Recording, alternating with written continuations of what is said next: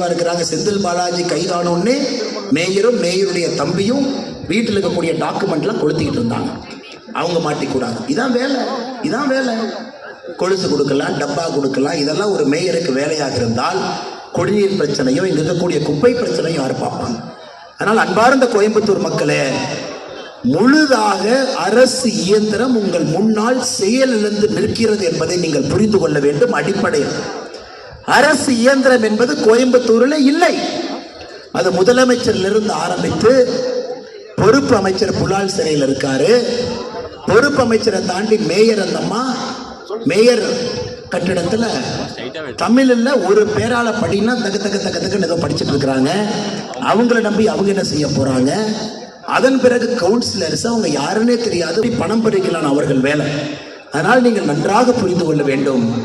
இன்னைக்கு கோயம்புத்தூருடைய பாராளுமன்ற உறுப்பினராக வரப்போகிறேன்.